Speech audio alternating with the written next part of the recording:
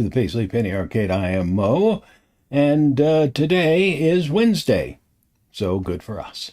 It's, oh God, what month is it? It is July, the 29th of July to be precise, or persistent, or prerogative, or potassium permanganate, as it were.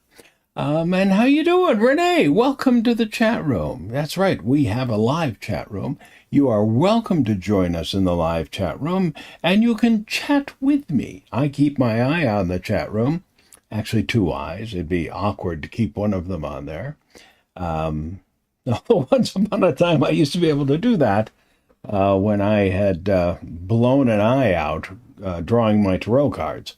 Yes, I did that. And not proud of it, but it happened. So how are you? It's good to see you, figuratively speaking.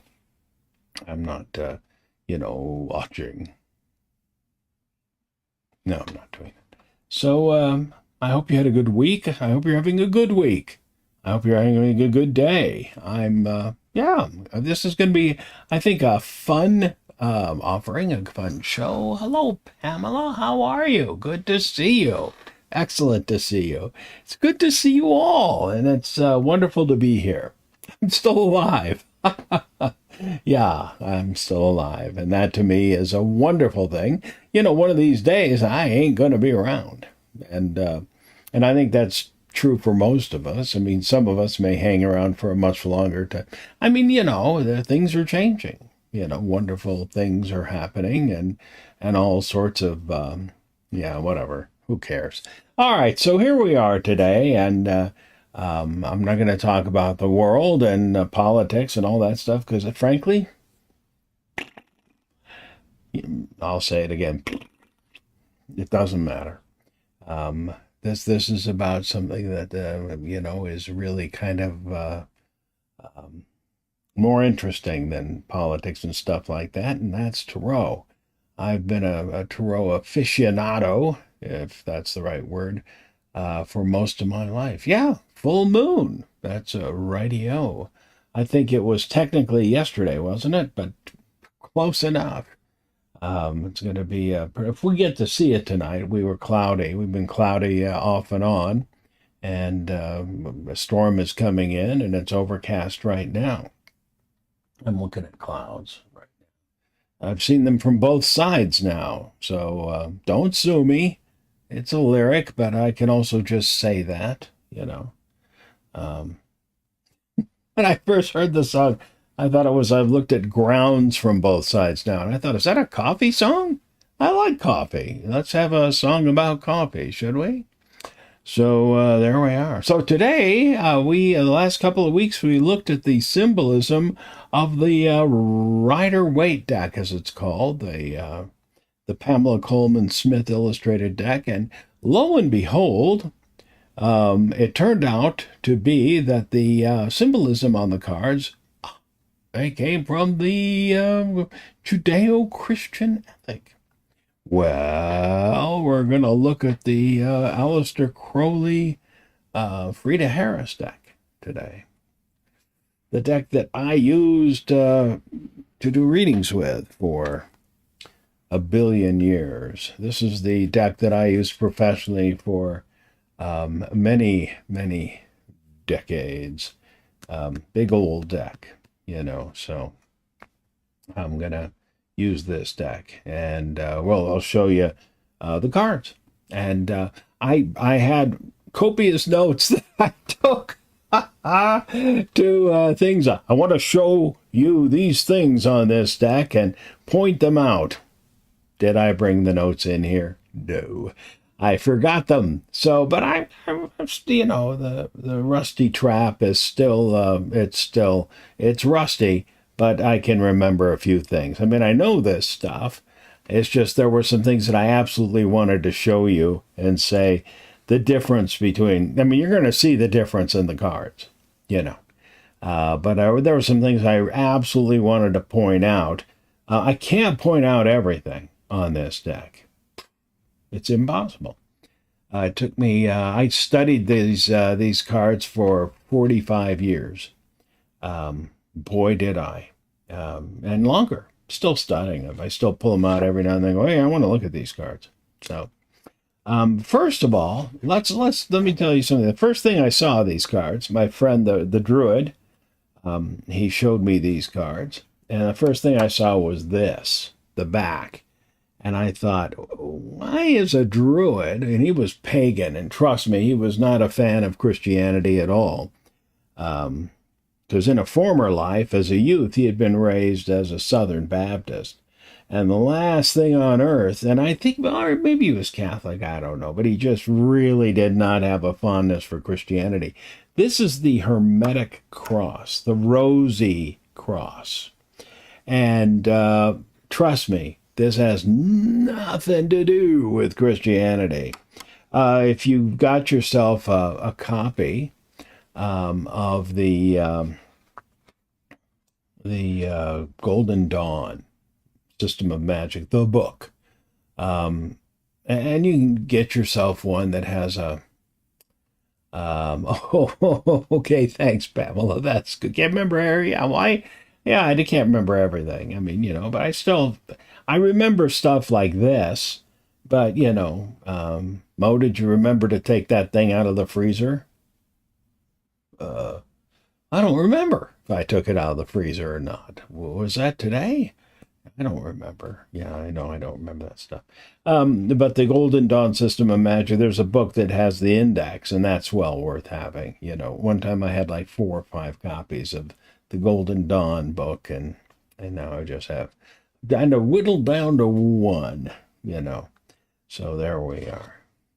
Though that's not this has let's say a map of what this represents, and it's really quite amazing to look at it and say, oh, now I get it, but I looked at it and I thought, why is this crazy? And he was crazy, but in a very interesting way.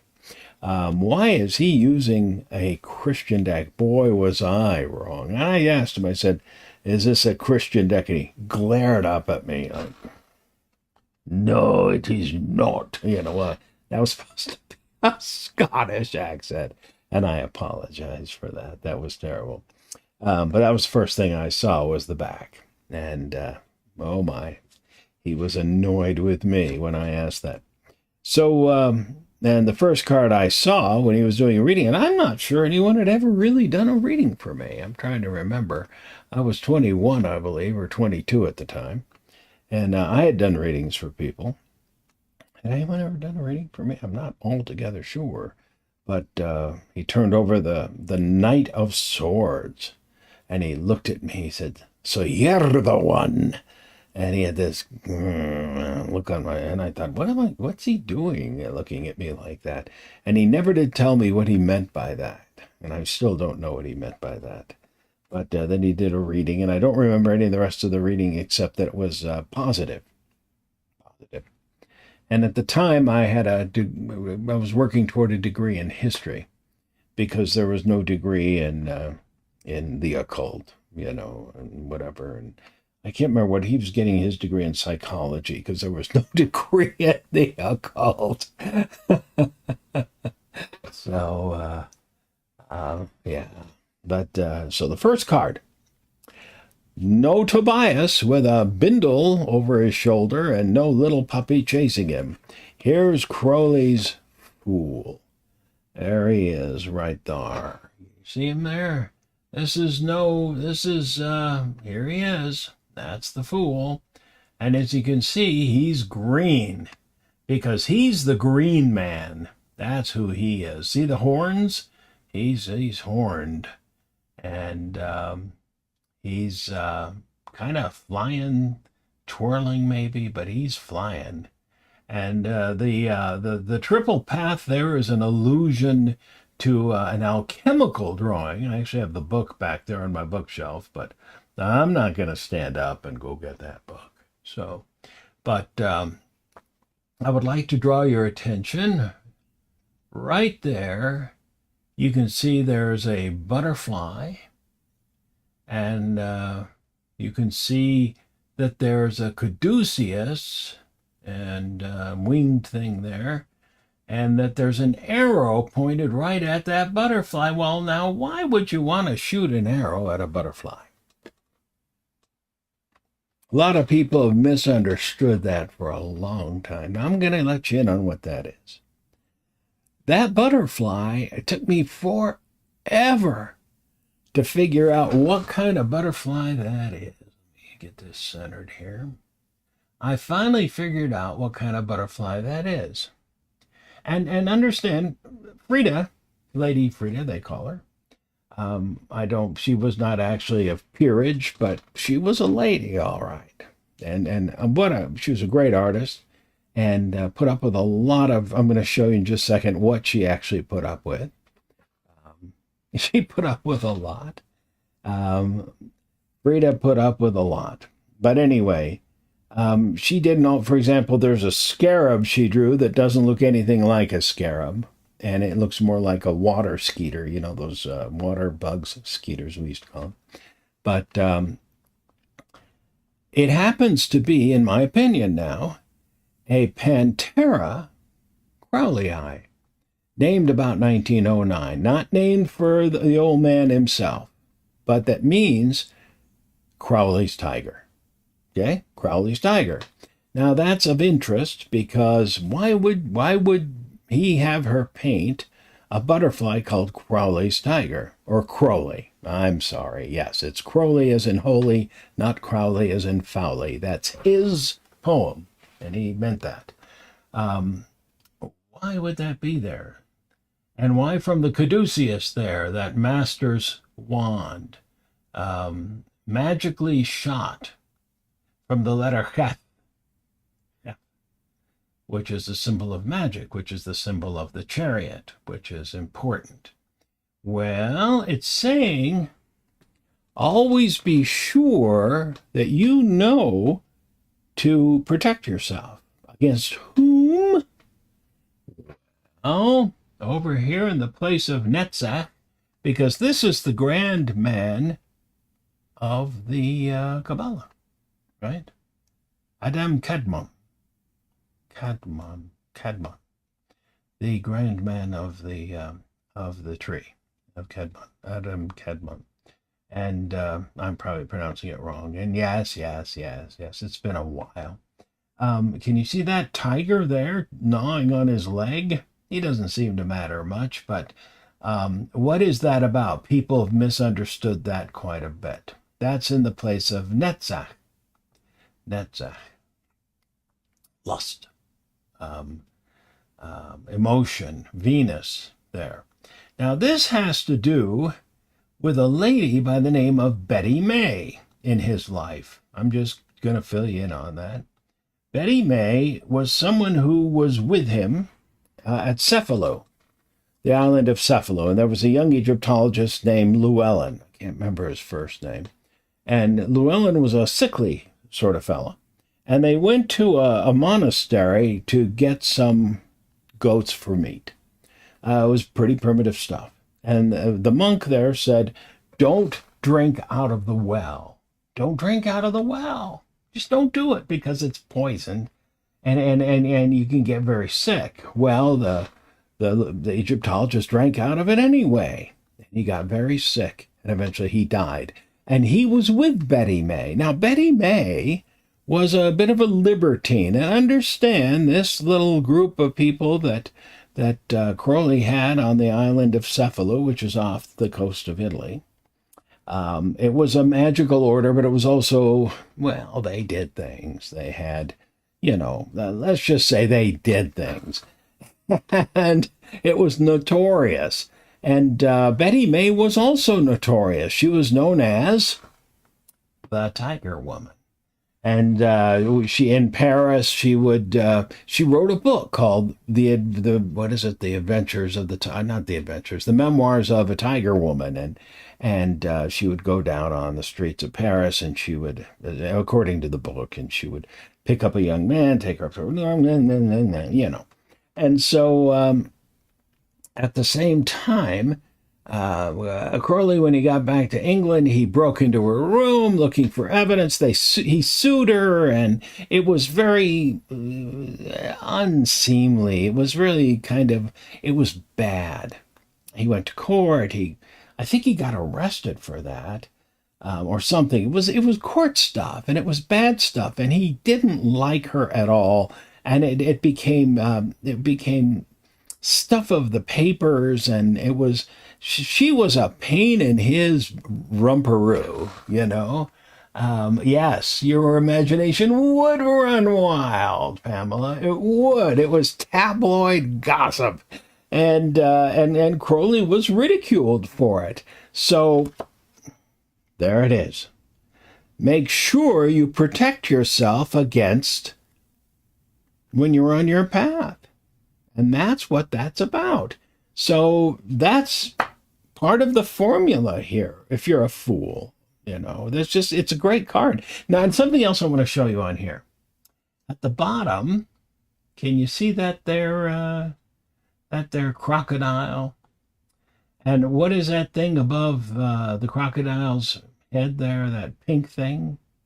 There are books that are so wrong when they say that that's a rose. That is not a rose. That is not a rose. I'm sorry, not a rose. Not a rose. Not a rose. It's a snail. It's a snail. Because there are two dangers at the bottom of the tree there. There is the obvious danger, the aggressive crocodile, chomp, chomp, chomp. And I can't get into what this is all about, obviously. We see, fire and water and all sorts of things going on there. And, there's one other thing I'll draw your attention to. But the snail is passive. Schistomiasis, which is, the snail is filled with little parasites. And what they do, my dad had them because he swam in the Nile as a kid. He was Egyptian. I am genetically too, right? And so, but I don't have those because I never swam in the Nile. Oh my God, didn't swim, but I did wade. I guess I should have my liver someday checked for those fluke scars, because they go in through the soles of your feet or through other places. What is that other place? Your urethra. And so they attack your liver, which is KIBD, KBD, which has a number of 26, which is equal to Yod He Vo He, which is, well, that's the ineffable name of God, Yahweh. And so those are equal numbers, so we can destroy your essence, your spirituality. Think about that. That's very interesting. Now, I want you also just to notice one more thing at, we would call waist level, but a little bit lower. Take a look. There it is, the sun. Stick a pin in that. Not literally, he'll scream. So just think about that, okay? There, right? Good? Okay, there we are. The next card. The Magus. Why a Magus and not a magician, as we have in the Rider-Waite deck? Well, could it be because Aleister Crowley... Oh, and by this way, the Fool card ruled by air. Ruled by the element of air. Let's keep that in mind. Mercury. Ruled by Mercury, the Magus. Now, let me show you what the A.G. Mueller Company published along with the run, because you have all these different cards that can be run with cards. This card, a magician card they called it, that Frieda painted because Crowley said, try something else. And he rejected, but they went ahead and published it anyway. That's one version. He said no, even though he said paint that one too. And, yeah. Yes, Renee, but it is not a rose. Okay? It's not a rose. A lot of people who write books say it's a rose. They're so wrong. That's exactly what it is a snail. I have actually found the exact type of snail, the exact color. It's a freshwater snail. And that's what the old man meant for it to be, for a very specific reason. And that he also did not, and for a very specific reason, he did not tell her the reason. I know the reason why he did not. And we also know. And even though you see here a baboon, you can see it in here. You can see it very well. The baboon. This baboon is very important. I do not have time to tell you why it's important, I'm afraid. It's very important, but I just don't have time because there's so much to tell you. So here it is, the magus. Why not a magician? Because a magician can be a guy who pulls a rabbit out of a hat. A magus cannot be. A magus is a group of maguses are not known as maguses or magimum or anything else. They're known as magi. They are philosophers. They are wise people. Yes. And this guy you are seeing here is not the magus. No, he's not. I just want you to think about that for a while. Okay? Maybe someday we'll have a discussion about this card. Okay? All right? But not today. He is the result of the magus. The magus creates magic. Now, I'm going to give you one more hint. The magus and the Babylon create magic. Okay? In a particular type of work. Yes. Yes. So what we are seeing is the result of a magical act. Now, I'd love to tell you more, but I can't. And it's not because of time, but also because I think kids watch this show, because my grandkids sometimes watch this particular offering, and I just don't want to go there. But here are many things. There's fire and pentacle and a disc, actually, is what it's called here, and a cup and a winged egg. That's the Akashic egg. Cool, huh? And a sword, a little dagger, an Athanar, as we know it. And there's a pen. I love the quill. Yeah.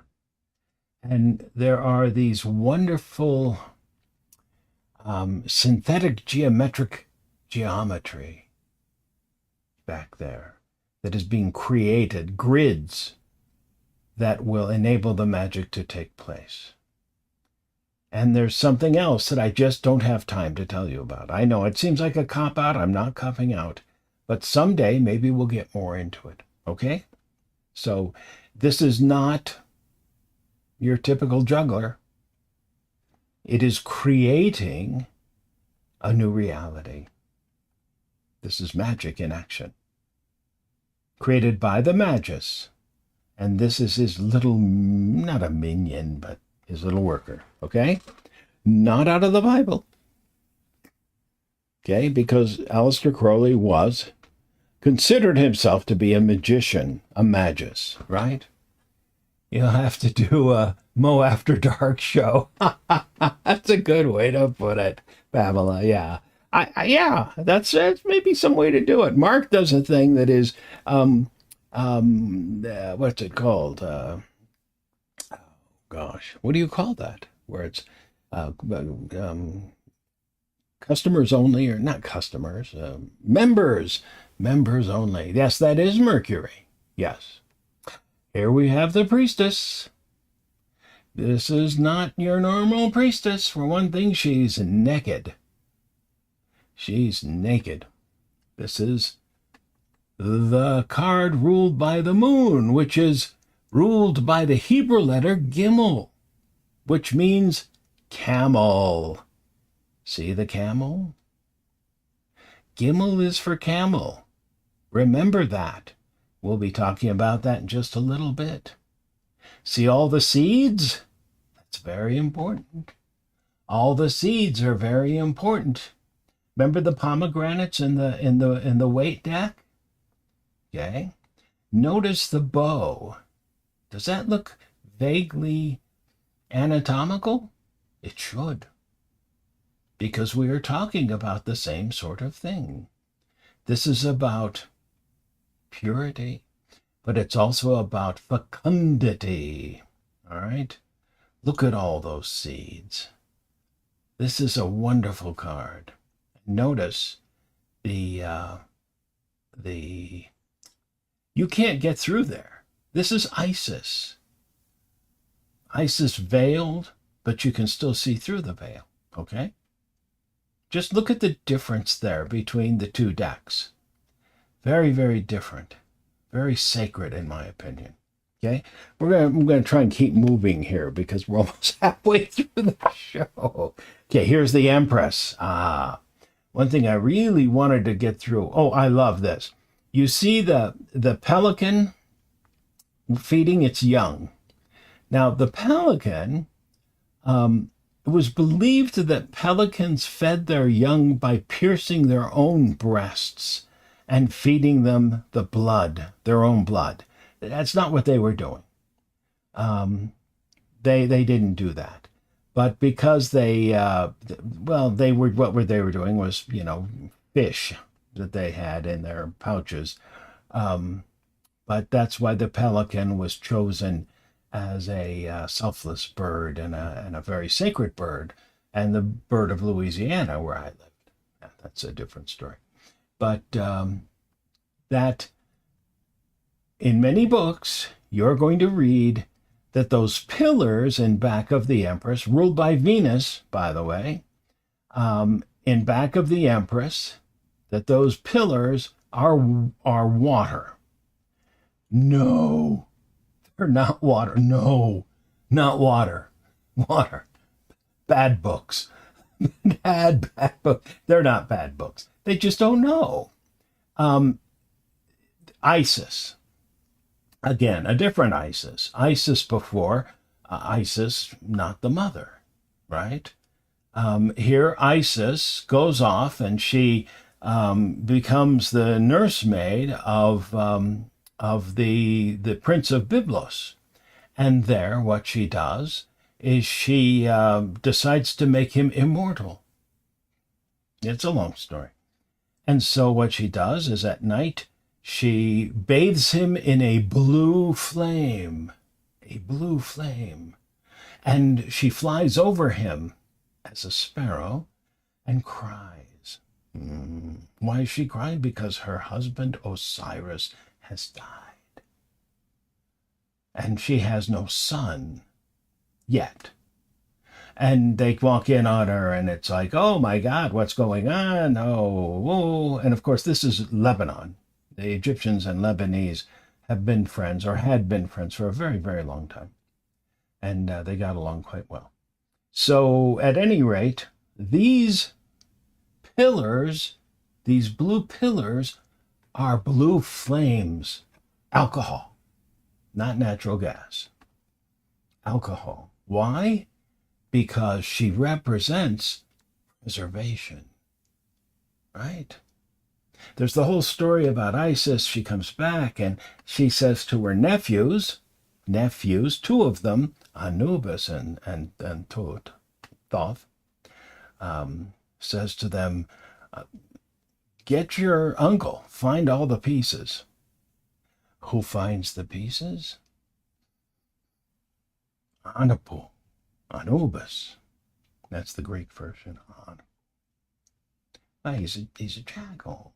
He can smell them. Puppies. They have good noses. And he finds all those pieces and they put them back together and they revive him. Who revives him? Jehuti, Thoth. And magically they bring him back. And magically, right? But they have to preserve him. And the preservation of alcohol preserves. See? blue flames. It's not water. But why would they know? They didn't spend 50 years studying this deck. Okay. All right. So that's that. The Emperor. Sulfur. This is, he's forming a triangle with a cross below, and that is the alchemical symbol for sulfur. By the way, the Empress is making, I'll show you, the alchemical symbol for salt. And what is salt used for? Preserving. I rest my case? Okay, no. Okay. Now, sulfur comes in two colors and several flavors. Yellow and red. And there is a white sulfur, isn't there? Is that phosphorus? Oh, stay away from phosphorus. Stuff will hurt you. Anyway, yellow and red. And you can see we have yellow and red here, and it is extremely volatile. And that is the Emperor, who can be extremely volatile. I should hold this here so that when it lags, you can't tell. And so it's extremely volatile, only when he's needed. The true Emperor only acts when needed, right? Aries. Okay? He is extremely volatile, but only when needed, because he is the intermediary between deity and mankind, not the Pope. Not the Pope. Okay? Hierophant. Oh, there's a great little one here. Hierophant. Okay? Eliphas Levi. This is, now notice, masks. Why? Well, because the old man, being Crowley, had a bit of a negative attitude toward organized religion, even though he created his own toward the end of his life. But then he needed buckaroos, don't we all? Especially when we get older. Because we can fend for our own when we're young. You know, we're feral. We'll just find a way. But so what we see are the cherubs, the four cherubs, the eagle, the man, the ox, and the lion, right? In the corners, but they are masks.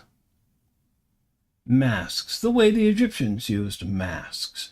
But when the Egyptian wore them, the ancient Egyptians, please let me be clear, they were, when they put the masks on, they represented those deities. But here we can see that, you know, they're kind of representing those, not quite the same. And here we can see that there are elephants, Indian and African, the merging of two disciplines in one, and there is a bull. And by the way, the bull has kind of a reddish eye if you look carefully, because the circle in a dartboard is known as the bullseye, and it's red because this is Taurus, and the red eye of Aldebaran is the bullseye in Taurus. That's why it's called the bullseye, because it's red, and so is Aldebaran. Bit of trivia there. I like that. Here's what I want to show you. I love this. I love this. I love this. How clever is this? Look carefully at the hand of the statue of Isis. Can you see it? Can you see her hand? It's not a hand. It's like a needle. Can you see the eye of that needle? Can you see it? It's like the eye of a needle. And there's a crescent moon in there. Can you see that? Yes, a crescent moon. And what did I say the moon was? Gimel. And what did I say Gimel was? A camel. The old man was telling us that it is possible for a camel to pass through the eye of a needle, which means that a rich man can pass through the gates of heaven. How? Religion. It is passable and wonderful. and easy for a rich man to go to heaven. He can buy his way in. That's his joke. It's a joke. Now, he believed himself to be the reincarnation of Eliphas Levi, Alphonse Louis Constant, who died in 1875, the same year Crowley was born. So, this is obviously an outfit with a mask, I think. And I can't get into the 9 nails and the snake and all that stuff because it's all means something and it's all numerology, but I can't get into it because we don't have time. So, but it's a wonderful card. Taurus. Okay? Cool, huh? Not Rider Waite. Not the Pope. How does a man get into heaven? Pass through the eye of a needle. I love that joke. Okay, here we go. The Lovers. The Lovers. Right? This is from the Alchemical Romance of Christian Rosencrantz, an alchemical treatise on alchemy. So there's redundancy for you. And there we are. The Black Groom, the White Bride. Now, here's what I want to show you. See, this is Gemini, by the way. You see Eros there with his bow and arrow, and Thelema on the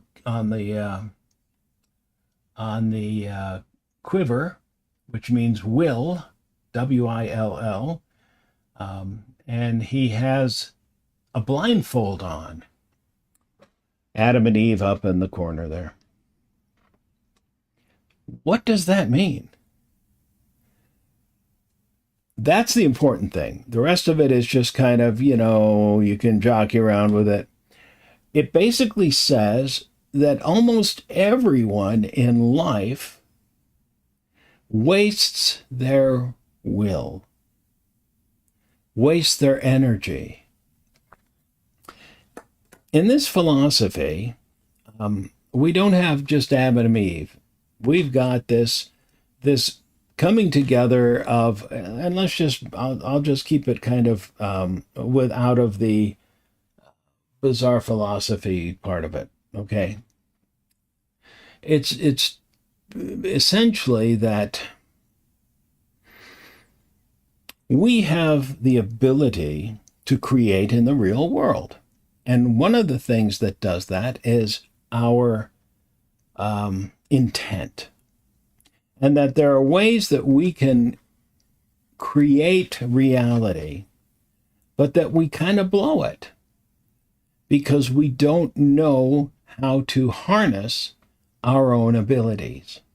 And that 99% of the time we just throw our abilities away. That's what that card is saying. Okay? I'm not going to get into more because it gets complex very quickly and controversial just as quickly. Okay? Can you trust me on that? But it's fascinating stuff. I can assure you of that. Okay. Here we have the Chariot. Now, there are some things out of place you're going to notice. And you're going to notice he moves them, and that's because he doesn't like the way the things are set up. He does some funny stuff here, and we're going to talk about that some other time. I'm not going to try and rationalize it, if that's okay. Here's his chariot, and you can see that he really does show that this chariot is part of the universe. Look at that. That's the sky. That's the firmament. And notice that the charioteer is wearing armor with 10 jewels.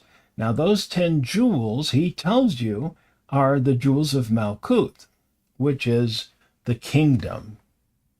Okay, that's the tree of life. And here we go. Here's what I want to show you.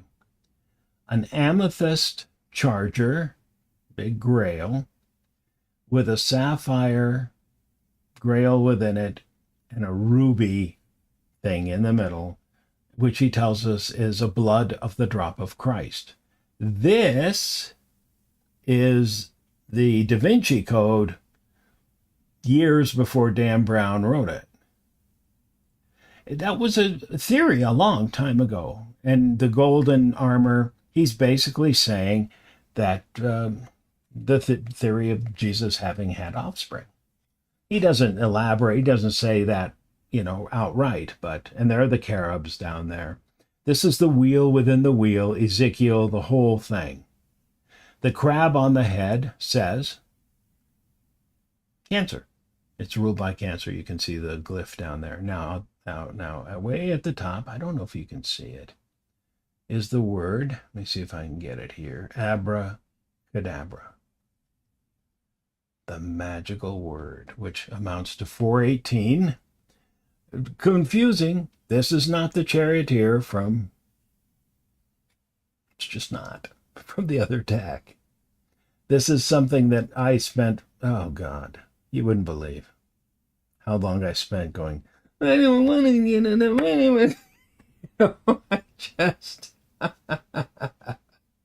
yeah, in this book over here, 777, there's a whole thing about 418 and just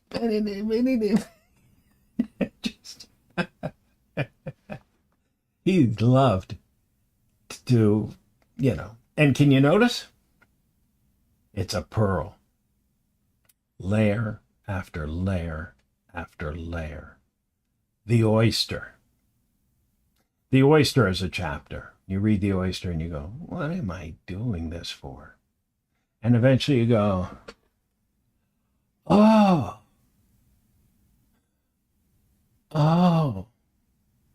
And then you go, why did he do that? Why do you have to make it so tough? Because he wants you to think. He really disliked fans. He disliked people who just hung on, He wanted people to think. Yeah. But he needed fans. And he needed those people. And he treated them terribly. Yeah. So, and notice, I'm not telling you how to read these cards. I'm just saying, look for these things. Okay? Adjustment, not justice. Adjustment. Now, here's what I want you to notice. Point down. Truth realized. Okay? And notice the toes of Maat, the Egyptian goddess of truth, wearing harlequin and wearing a mask. Perhaps to preserve identity? Who knows? Well, I do know, but that's a different story. And on tippy toe, not on the ground, on the point of the sword, is perfectly balanced. The alpha in one pan, the omega in the other. If there is the slightest breeze, this will teeter back and forth and back and forth and back and forth. But it eventually will adjust itself back to a perfect standstill. Any movement at all, anything that is not truthful, anything that is not perfectly balanced will make it moved. Adjustment. That's why. The Egyptian concept of Ma'at, truth, is very simple. There is truth, and then there is non-truth. That's that white feather in Forrest Gump. When it comes down and lands next to him, it tells us that everything that he says is the absolute truth. That's what it's about.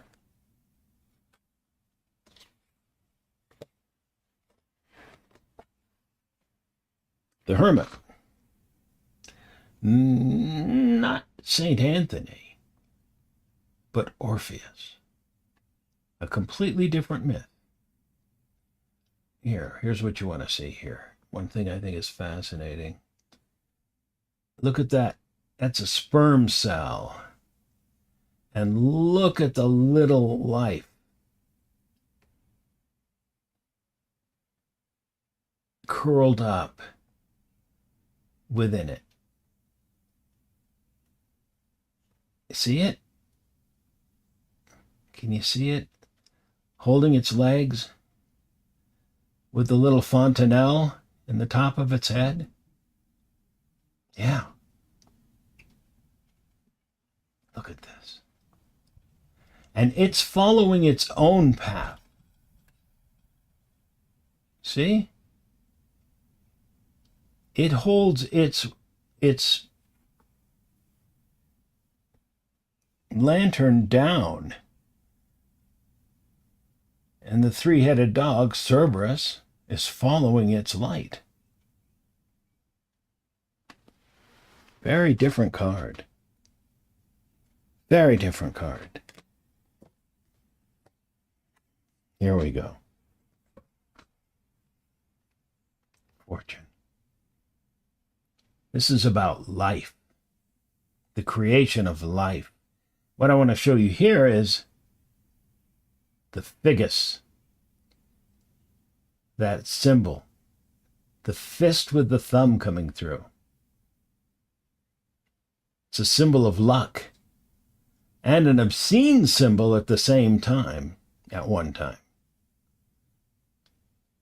There was a Roman giving a speech once, back in the day, and a man came up and gave him that symbol, and he came flying off the dais. He was giving the speech, and he beat the guy up because it was such an offensive sign. Yeah, it was very offensive. It was very offensive at the time, but it became a symbol of luck. So it's both here. Both. Jupiter. Let's see. Did I tell you that the Hermit is Virgo? I don't think I did. And that Adjustment is Libra? Don't think I did. These cards are very different. This is the grinding of the movement of the universe. This is the wheel within the wheel again, but it's Jupiter. Jupiter. The movement of Jupiter. Jupiter is about creation as well. You know. I love this concept of Jupiter. Jiva. In Vedic astrology, Jupiter can be known as guru as well, teacher. But it's also known as Jiva, the life giver. You know. Yeah.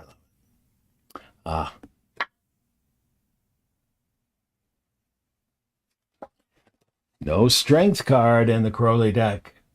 Lust. This is taken right out of the book of Revelations. Look at that. That's the harlot on top of the beast. And they're creating something horrible there. But it's not meant to be taken badly. Now, what I want to show you here is that he changes the placement, of this card on the Tree of Life. And she's holding I've never seen anyone mention this. They should. She's holding his leash, rein, and the way she's holding the rein is the exact new placement on the Tree of Life of this card. Yeah, from Geberach to Tippereth, which is kind of a brilliant thing if you think about it. But yeah, there's a zygote up there. You can see that. And the 10 horns coming from it. And there are the 10 heads, the prostitute, the saint, blah, blah, blah, blah. Lust. Why? Because there's strength in this creation. You can see Crowley was not so much into tradition. This deck was probably blasphemous at the time. He created this in 1945. Yeah, I think that's the first time it was printed in sepia tones. First time it was printed, I think, in full color was 75. I got it around there, 75, 76. 76, I think. The Hangman. That was Leo, by the way. This is water, ruled by water. The Hangman.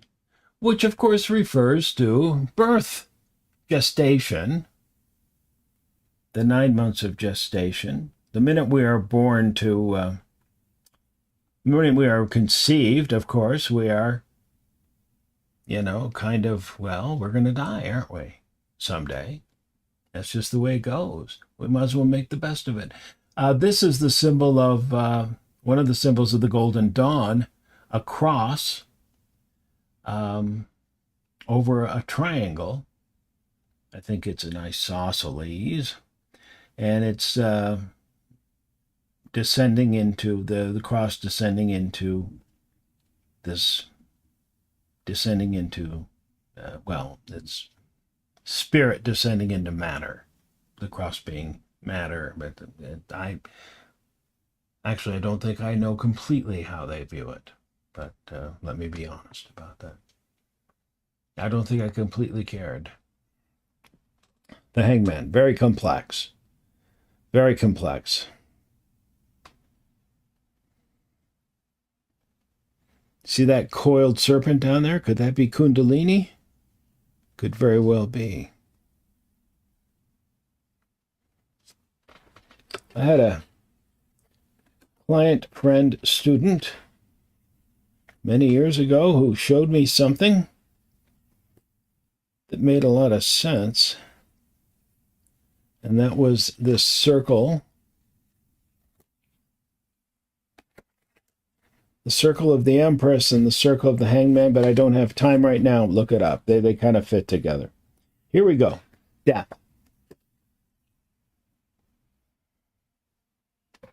It's an incredible card. That's a double helix. And yes, it makes sense.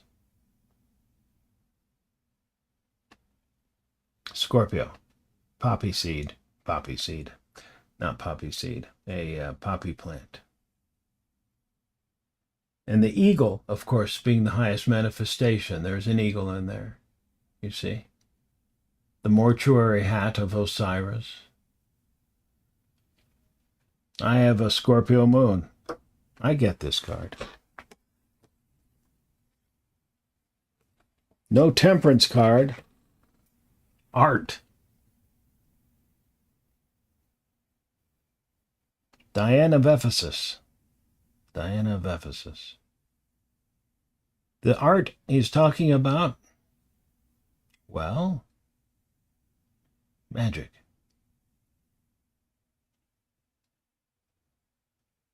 Art and science coming together. Sagittarius. Look at that. Man. The devil. I used to tell my class, when I would teach this, I'd say, now just squint. And they go, oh, so squint. What do you see? Yeah, you get it. And also take a look at the background. Does that remind you of endometrial tissue?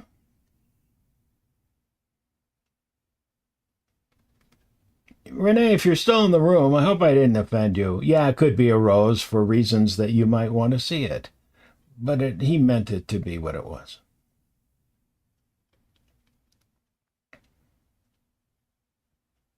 Passive problems in the Fool. Okay? This is the great devil. Ambition. Drive. Okay? One man's Devil is another man's, not devil. The Tower.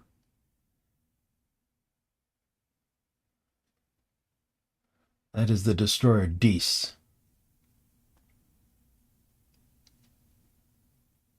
Complicated card. Mars rules this. The Hebrew letter Peh. All under the watchful eye. Meant to happen. We forget that a lot.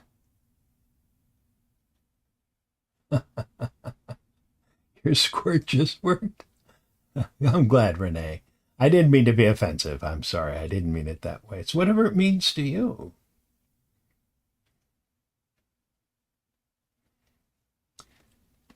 Yeah, I know. And notice the peace, the dove in the corner. This is what's supposed to be. And the star, which is ruled by the Hebrew letter He, because he made the emperor ruled by Zaddy. I'm going to go a little long. I'm going to go ahead and try and finish this up, okay? A little longer than normal. Oh, I'm glad you meant squint. Thank goodness, Pamela. I was really worried there for a second. Your squint worked. I was a little worried about this. Thank you, Pamela, for clarifying. Oh, my goodness. Let me draw your attention to her hair. That, my friends, is an umbilical cord. Okay? Yes. And you can think about that all you want. I could have done this in two things, but I just want to kind of get through it. And here's the moon. I'm sure you see it as well as I do. The knees, the scarab coming up through the beetle, through the legs to be birthed, through the vaginal opening there. Yes?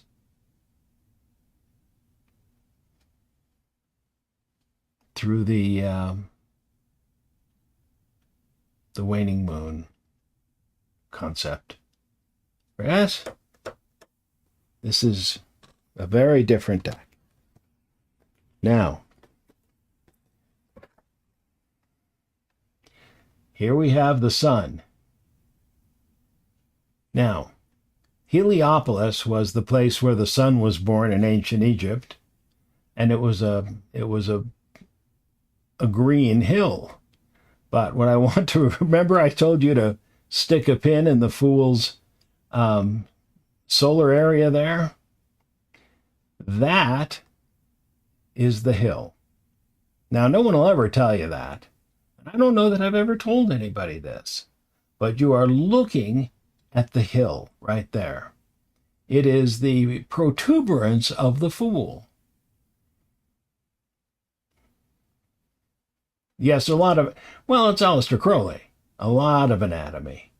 The moon is, the moon is Pisces. Yes. Why did I say no? Yes, the moon is Pisces. And this is the sun. And you see that wall around there? Around that hill? That is a serpent. So you don't get to the top of that hill very easily. That's a serpent. Just passing along information. And here is the Aeon. This is directly from the stele of revealing, more or less. Kind of. And I'm not going to spend a lot of time on that. You can look that up. Is the moon Pisces? Yes, it is Pisces. So I answered that. Getting old. This is the old judgment card. One more. The universe, the world,